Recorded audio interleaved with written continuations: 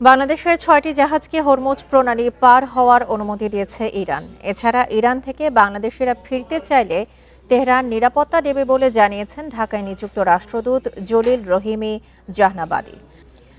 এ নিয়ে আরও জানাতে চট্টগ্রাম ও বরিশাল থেকে যোগ দিচ্ছেন আমাদের সহকর্মীরা। শুরুতেই যাচ্ছে চট্টগ্রামে, সেখান থেকে জানাবেন আমাদের সহকর্মী আলমগীর সবুজ। সবুজ, বাংলাদেশের যে ৬টি জাহাজকে হরমুজ প্রণালী পার হওয়ার অনুমতি দেওয়া হয়েছে, সেই ৬টি জাহাজের কোনো তথ্য কি আছে আপনার কাছে? সেই ৬টি জাহাজ আসলে কি কি, এবং ইরান কর্তৃপক্ষ থেকে সবশেষ কি জানা গেছে? 200-র বেশি সার্ভিস ও ফিচারে লেনদেনের সব বিকাশ অ্যাপে সম্ভব।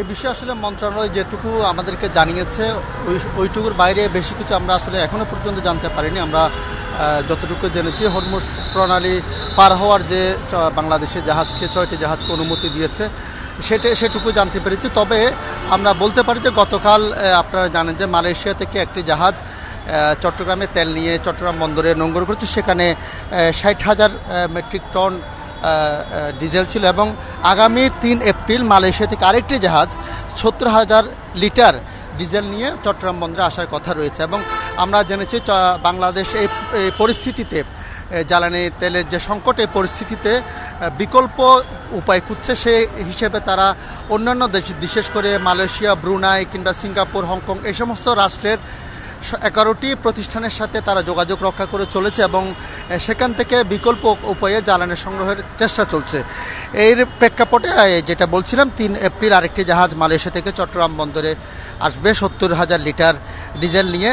অন্যদিকে এই ডিজেল সংকটের কারণে চট্টগ্রামে আমরা যেহেতু দেখছি আসলে দৃশ্যমান বা খোলা চোখে দেখা যাচ্ছে পেট্রোল পাম্পগুলিতে গাড়ির লম্বা লাইন দেখছি আমরা, কিন্তু এর বাইরেও আসলে চট্টগ্রাম বন্দরও বড় সংকটের দিকে যাচ্ছে জ্বালানির সংকটের কারণে। বিশেষ করে বড় জাহাজ যেগুলি আসে সেগুলি থেকে ছোট জাহাজ বা লাইটারের জাহাজ করে পণ্য খালাস কিংবা পণ্য বোঝাই করা হয়। সেক্ষেত্রে সংকট তৈরি হয়েছে লাইটারের জাহাজ। সাধারণত লাইটারের জাহাজে দৈনিক 2,40,000 লিটার ডিজেলের প্রয়োজন হয়। সেই হিসেবে এখন সরবরাহ হচ্ছে 50 থেকে 60,000 লিটার মাত্র।